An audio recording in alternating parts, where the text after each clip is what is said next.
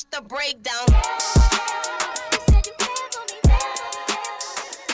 Welcome back, everybody, to In Focus with Jones Road Productions, your official guide to all things video marketing for small to medium-sized businesses in Aotearoa, New Zealand. Joining me is Tash. Hi everyone. Hi listeners. That's what everyone says, isn't it? Oh, you've got the mic real close to your mouth there, and yeah. it's sounding real intense. Okay, that's a good thing, isn't it? Yeah, I think so. Because today's topic is quite intense. Today's topic is, what does it take to make a video? What does it take? It's a leading question, isn't it? Yeah, I know. So Tash, what does it take? Well, there's many factors, but I think what we should talk about today is the pre-production process. So we're taking it all the way back to the start. Yeah, which I know sounds quite boring, pre-production process. You're not like, oh yeah, I can't wait to listen to this one. Oh, this is going to be a real riveting podcast. But it's actually probably the most important part of the whole process. And that's whether you're doing a big scale production, TVC, God, even a film, right through down to a 1-2 person video for a small business. This is the most crucial part in the success of your video. And I think this is something that every single video when it's created, apart from like Snapchats or something, every single video that gets created goes through something similar to this process. Well, it should do. It should do. Most professional companies would put everything through this. Yeah, of course. But it's a place that I do a lot of the work in, and you know, we're really thorough about it, and it's really important, because at the end of the day, if you don't get this part right, then you can do all the things in the edit and you can do all the things in the day, but if you haven't got this part right, you're really going to struggle. Okay, so where do we start with this? Should we talk about maybe our process and how we do it? Yeah, good idea. That's a good idea. Okay, so the pre-production process. So I guess it starts with, say if we've been engaged or a client's reached out to us and they've got an idea for a video or they want to be making video, we go and have what we call an initial meeting with them. So that's when we would go and kind of, I suppose, collect the brief, get that all written down, get an idea of kind of what they're wanting to do, essentially. From that, we then read it, digest it. We will then go back with loads of questions normally. So we often challenge our clients to not just think differently, but we don't just take what they say and run with it. We spend a lot of time kind of questioning them. So that really, I guess, is the first step in our process. It's almost like a discovery stage. Yeah. So we go in, we look at your brief, we ask you questions, for example, about your target demographic. So, and I don't just mean what their age is, what's their ethnicities, and where do they live. I mean, what are the problems that they have that you are solving? Oh, yeah. Psychographics. Yeah. Like, why, okay, you know, what are they doing here, you know? But more importantly, it's going, okay, well, what's the purpose of this video? I think just before you get onto the purpose, a lot of businesses, when they talk about their target audience, have often made a lot of assumptions. Yes. About what they think their audience thinks, feels, and does, and what their pain points are. And so it's really important for us to try and push on that a little bit and say, what data have you got to back this up? Do we need to do some more investigation into what actually they are thinking? 100%. And it's like, you know, the first question that I normally ask clients is, okay, why do you want to make this video? What's its purpose? Where's it going to go? Why are we doing this? And often it could be, because we know that video works really well and we need to introduce it to our business, but we're not quite sure how it fits in. And that's where we can help people. That's where we can go, okay, look, what are your objectives? And that's what we start with is, what are your objectives? Why are you creating this video? What does it mean from a business and a marketing perspective? What do you need this video to do for you in return? And who are you targeting?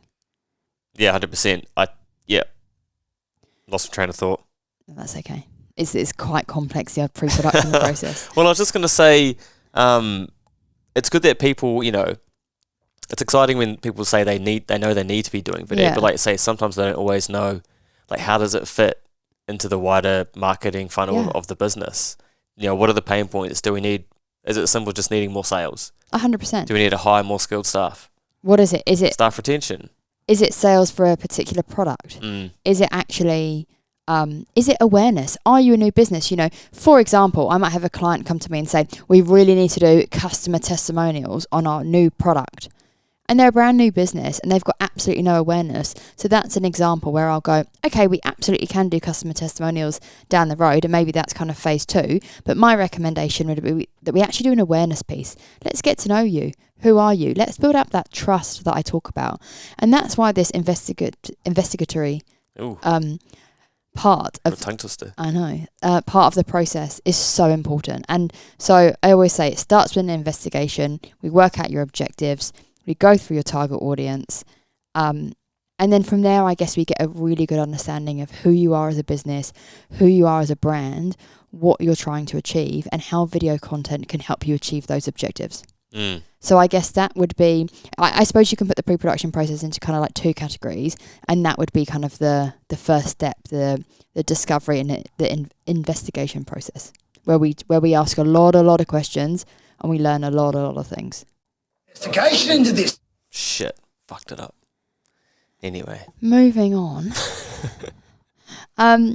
So yeah, that's part 1. Part 1 is asking loads of questions, getting to know the business, getting to know the brand. We don't do a lot of talking. We do a lot of listening in that. Ask a lot of questions, do a lot of listening. That's kind of the same thing, not talking and listening. Well, I know, but you know what I'm saying. Yeah. You got to ask like the right questions, the leading questions to get them to just, get even if it's just the verbal diarrhea, just get them just talking about their business. And the more people talk about it, often, and you'll know this, Ben, like, we'll often go somewhere and people will have, as I mentioned before, one idea about what they want to do.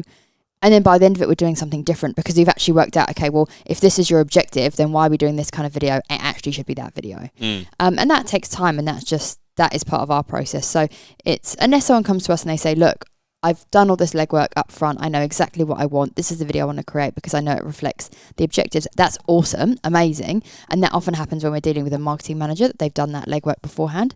With a small business, sometimes they're so in their business, right? And that's where we can add value, is that we come in with an objective view onto your business and your marketing objectives.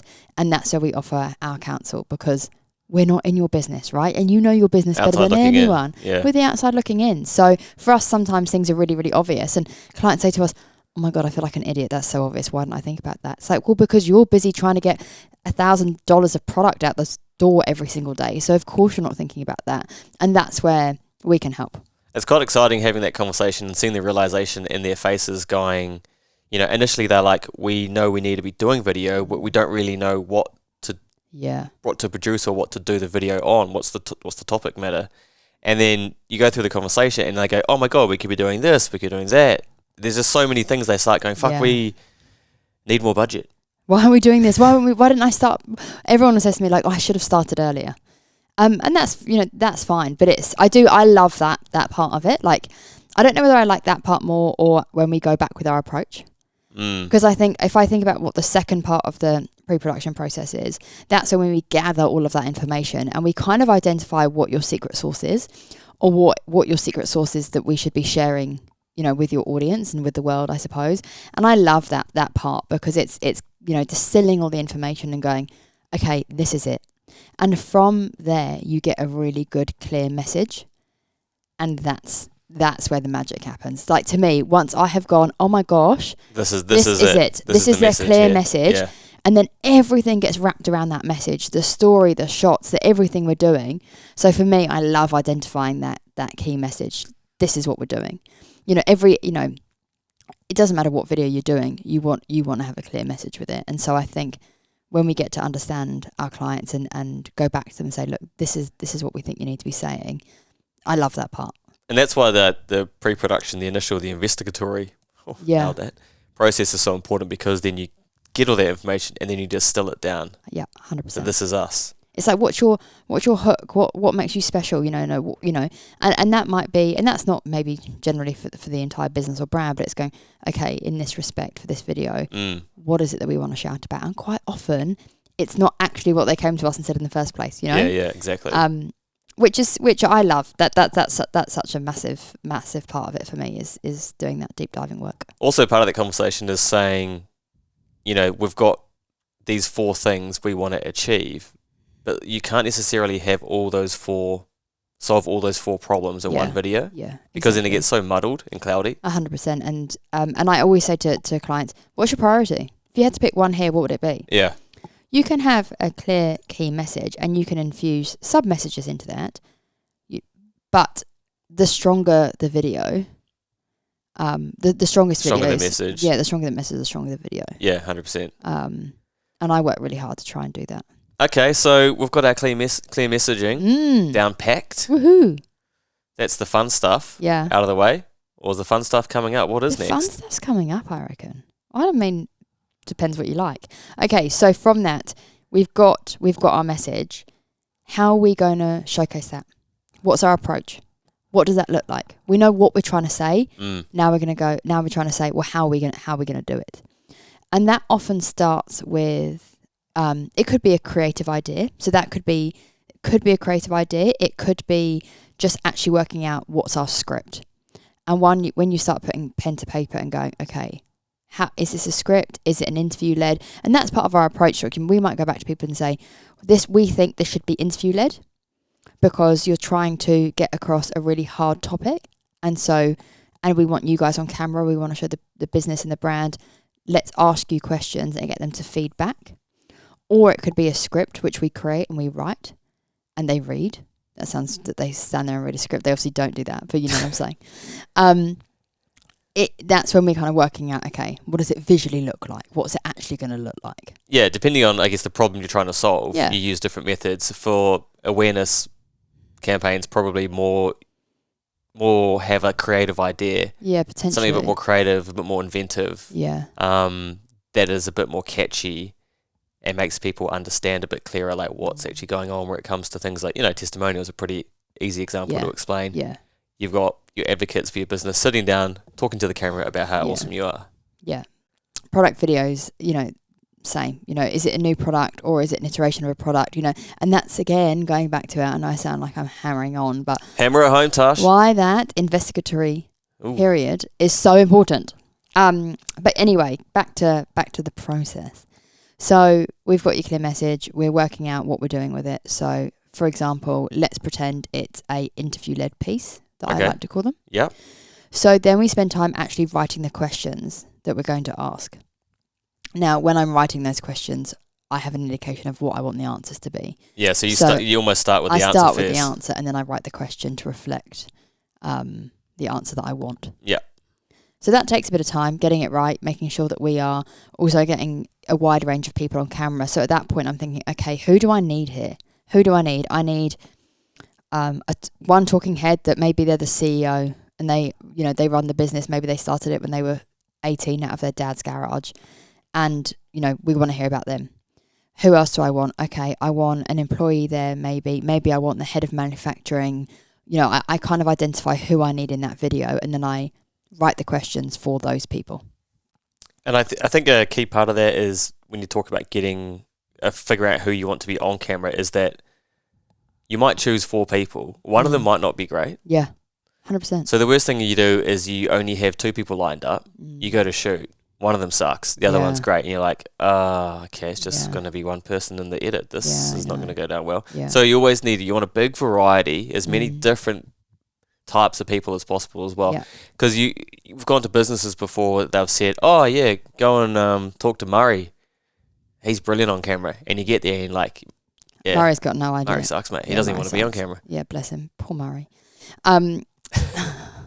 It's also identifying what person you want to say each part of the, I identifying, okay, cool. So you played this role in this business, so I'm going to get you to talk about X, whereas you played this role in this business, so I'm going to get you to talk about Y.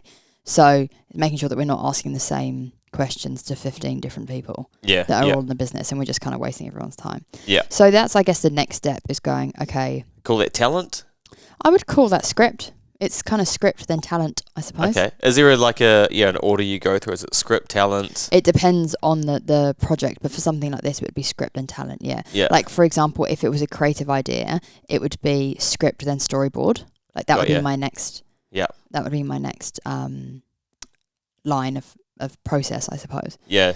But for example, with this, which actually leads me on really nicely, is the fact that the next step here would be working out, okay, cool, we've got our narrative, we've got our message, we know what questions we need to ask to be able to deliver this message.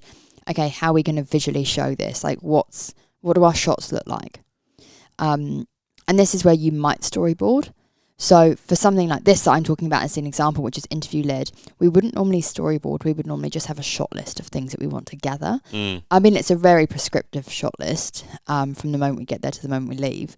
But we wouldn't necessarily storyboard that. Whereas, for example, if it was a creative idea that was more like a traditional TV ad, for example, just because the listeners will know what a TV ad is, then you would storyboard it shot by shot, scene by scene, different angles, different lenses. Buddy, yeah.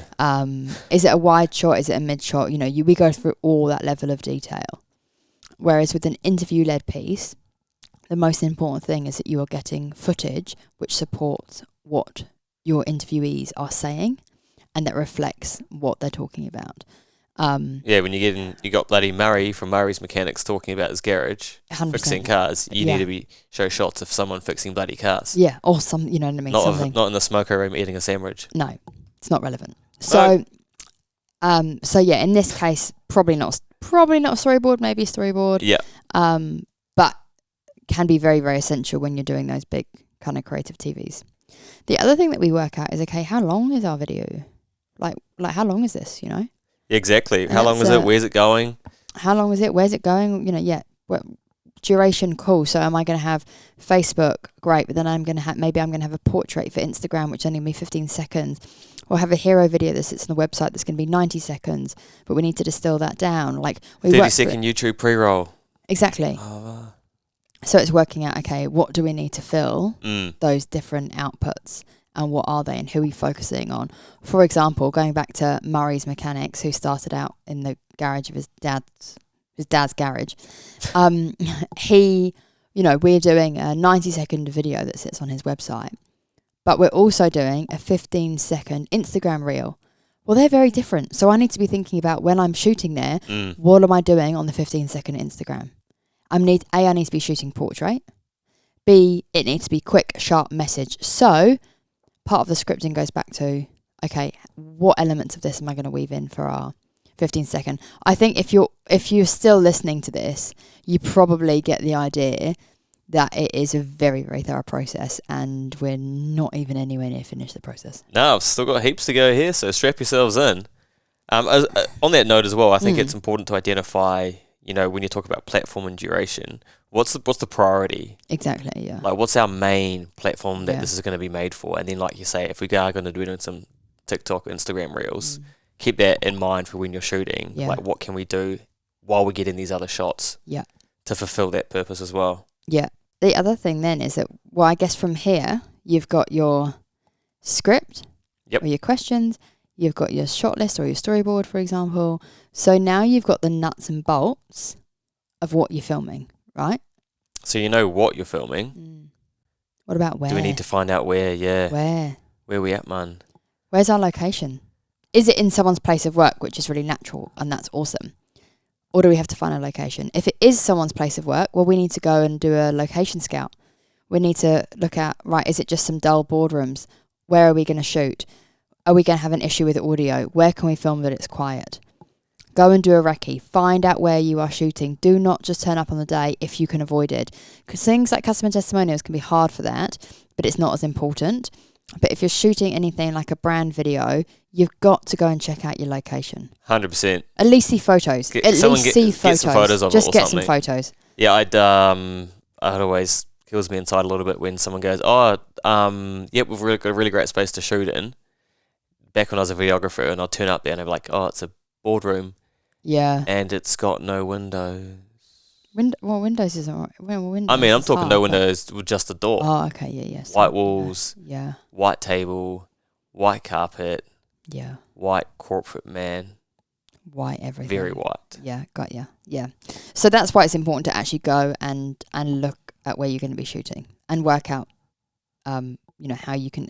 Maybe it's a tricky location, but you have to shoot there. So let's go there. Go there 2 weeks before and go. Okay, cool. We are going to battle with this, and this. But there's a way around it because you've done that pre-prod work, you know? Yeah, it might even be something little like time of day. 100%. The summertime when the sun's really, really harsh and you're going to be shooting at 1 p.m. And there's a big window here and it's going to be streaming through and hitting exactly where we're going to be shooting. Gonna need to cover that up. Yeah. Or, we were meant to be filming this piece at 2:00, this interview, but there's now a conference going on next door, so we won't have clean audio. Okay, let's move that to 3 o'clock when it's finished. Yep. Which brings me on to scheduling. Scheduling, okay. Scheduling. Write that one down, yeah. So scheduling, what's that, Ben? It's when you organise what you shoot and when. Yeah. And what is the template that we 10 put that points into? for Gryffindor. A call sheet. Yes, a call sheet. Well done. So that is basically where we go, okay, we know what we're shooting, we know when we're going to shoot it, but now we break it down into minute by minute, hour by hour, and we basically make a plan for the day.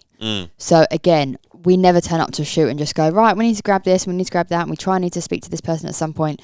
Unless it's maybe like an event, when we're going there and it's something which we are producing, we have times for each individual person, each individual shot, everything is written down. And so it means that when we get there on the day, the thinking's been done. We've already done the thinking. The thinking has already taken place. Yeah. So we are just following a shot list or a storyboard and a schedule. And it takes all that stress out of turning up on site and going, oh my gosh, what are we doing? Yeah. I think an easy trap for young players in the game as well is not giving yourself enough time. Especially when it comes to things like interviews, because the client might push back and go, hey, Murray's only got 15 minutes for Smoko, so you're going to have to set up and get the interview knocked out in 15 minutes. And I'm like, Angela, I just can't do it. You're like, look, I can set up in 15 minutes potentially, but then I can't record you, mate. Yeah. Yeah, so it just means that we can, and that's another thing, is that we send a schedule to our clients in advance.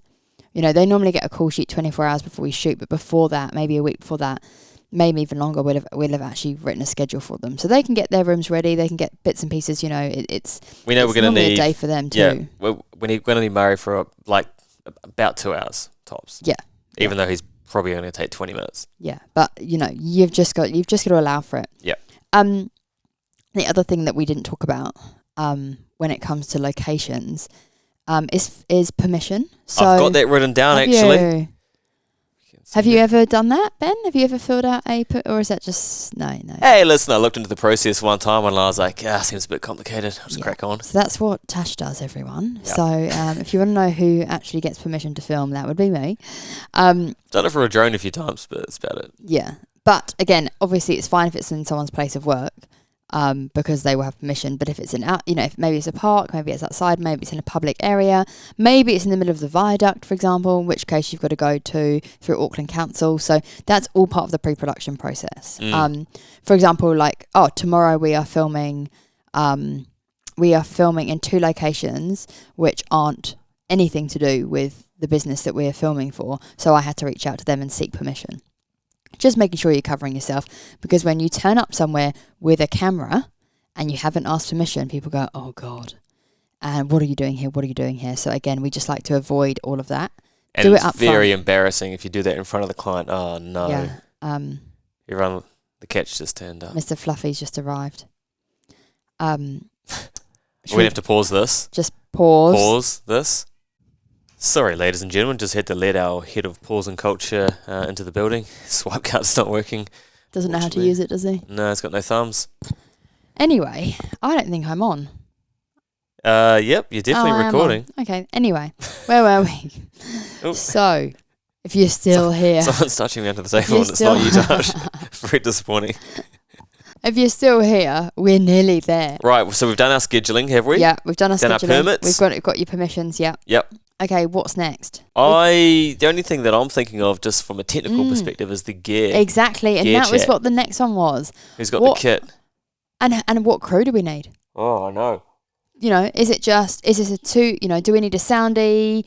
Do we need 3 camera operators, 1 camera operator, a director? What do we need? And again, that depends on the shoot. But and I think it dictated a lot by budget. Of course, massively. Because it can be quite tricky when people go, well, how much is it going to cost to create this video? And I'm like, well, how much money have you got to spend? Because I could do it for $6,000 on the budget. Yeah. Or I could do it for $20,000. Yeah, and make it look unreal. And just really ramp it up another couple of levels. Like, what do you want to spend, really? Yeah, exactly. There's no sort of set. It's very tricky when people go, oh, how much it's going to cost? It's like, well, it's really about how much money do you want. It's like designing a car. There's minimums. There's minimums. I'd say there's minimums, and I'd say there's probably maximums as well, without, 'cause we don't like to take the piss.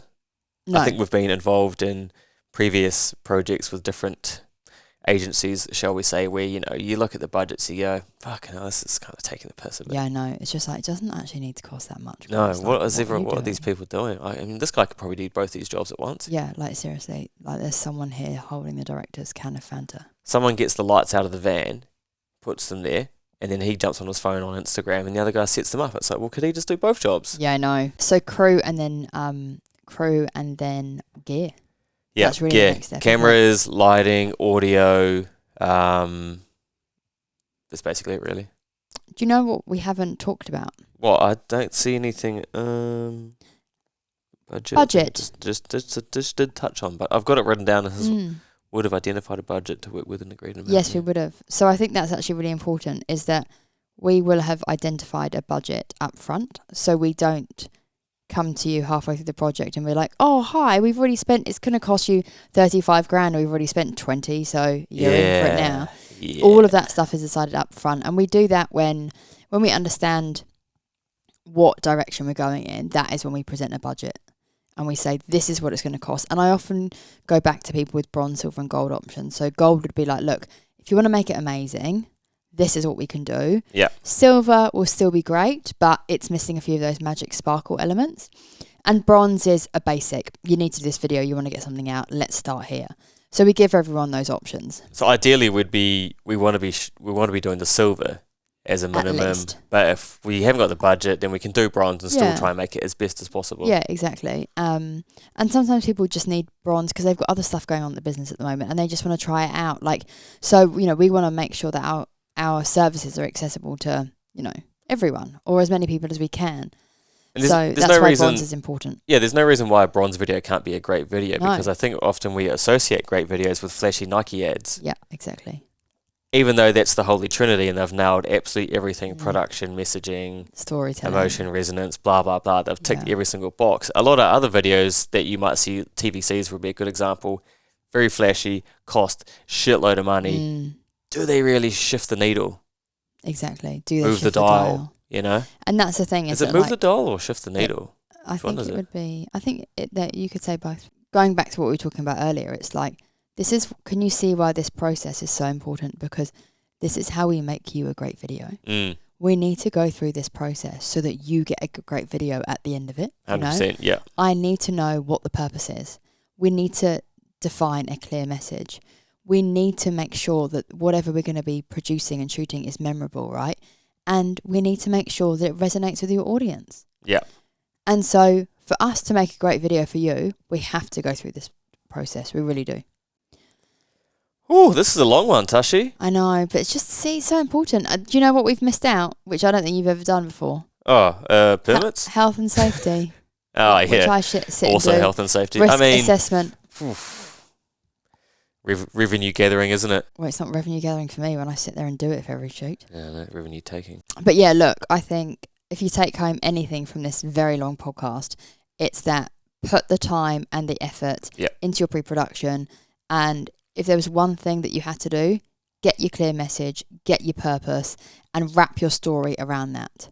I'm glad you came up with that, because I was just going to ask you before we wrapped up. I'll spring this on you. I was going to ask you for one do and one don't, and you said the one do is identify your key message, correct? Yeah, identify your key message, yeah. What's one thing not to do when doing your pre-production process? What's one thing to avoid, so to speak? Don't think that you can just get to the shoot and everything will be okay if you haven't done the planning. Don't just think, oh, yeah, we'll turn up and it'll be all right. It won't. It might be, but it might not be. Take the pressure off yourself. Do the work up front. Trust me, 7 times out of 10, it's not going to be all good. Yeah. There's a lot of shit goes wrong. The key is keeping calm, charge forward. Don't worry about it. Don't let the client see you panic. Have a cup of tea and carry on. On that note, I'm going to finish my cup of tea. I'm going to pet the cat. And call it a night. Job done. To pre-production. Happy days. It's Equine Utopia. That's the wrong one. Roll on. I know shorty and she doesn't want no slow song. Had a man last year, life goes on. Haven't let it